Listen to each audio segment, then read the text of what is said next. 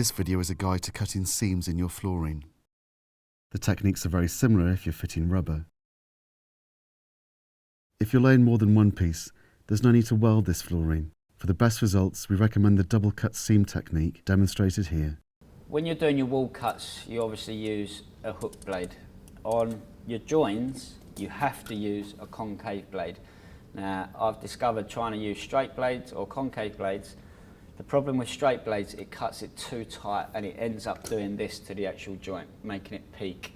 So you have to use a concave blade. It's a lot nicer and a lot cleaner cut. So when it comes to doing your joint, you've overlapped it by between 1 inch to 2 inches overlap. Now, the vinyl underneath is obviously underneath, and you can feel that with your thumb here. So this is where the actual vinyl underneath is laying. Now, I position the straight edge so I can feel the vinyl still underneath. Now, I'm just laying the straight edge roughly in line all the way down the joint, so it's roughly about the same distance from my thumb to the straight edge for the length. Just all the way up, so you can still see that I've still got the same gap there, and I've still got roughly the same gap here. Once you've got that up the whole thing, you apply pressure to the straight edge using your concave blade. You position it. Now I score it to begin with, just running it gently along the straight edge, and just do that several times. Just keep going, and then eventually you actually reach the floor. When you hear that sound, if you've got a latex floor, you should hear a nice scraping noise, which means that you've hit the bottom of the actual floor itself. If you don't hear that noise, you've got to keep on doing it until you've scraped through. So I'm still cutting, and there's that scrape. Now once you've come to the end of your straight edge, obviously you need to move your straight edge. I try and leave the knife in here just so I can slide the actual straight edge down, just gently lifting the knife up, and then just trying to line it back up, leave a slight little overhang of the actual straight edge, line it back up, and then just do your thumb trick again. Make sure that you've got the same distance throughout. If there's any discrepancies, then just move it over slightly so it keeps it at the same distance apart. So again, to the eye, I feel like I'm in line. So again, just gently scoring, keep on scoring, and now I should get the scrape.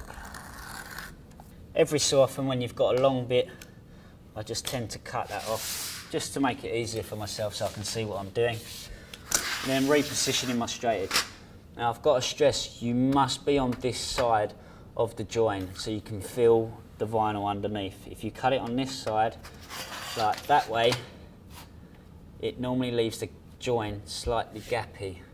So you can't feel the vinyl either, so you've got the danger that you might actually cut off the vinyl, so you're not cutting both pieces. So just make sure you're on this side and you can feel the vinyl is here.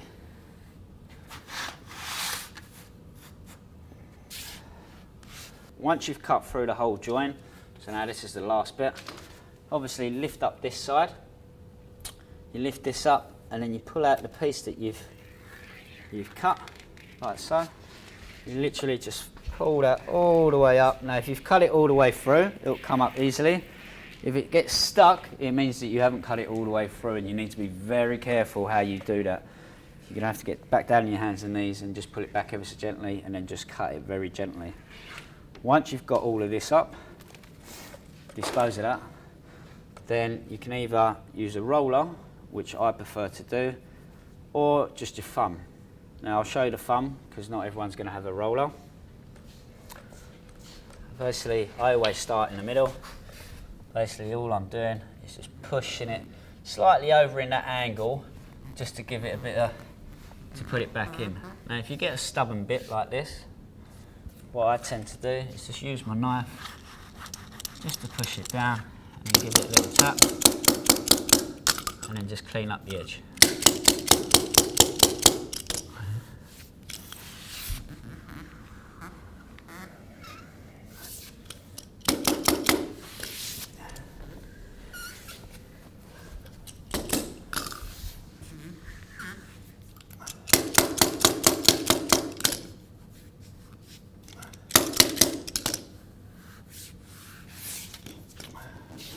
Once you've got it in position, I always run my hand just along the back edge, just to make sure that that's in the glue, so you haven't got a little sort of bubble where it kicks up against the other vinyl.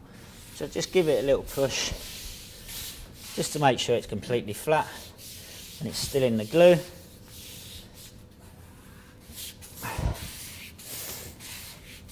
And then where you started, just go the opposite way with the other thumb. So a lot of people worry about the joints. If you do it this way, you shouldn't have any issues. It should be a nice tight joint. Once you've laid your floor and the seam's done, you're complete. But you can walk on it straight away, but we recommend that you leave any furniture or any heavy goods out for at least 24 hours.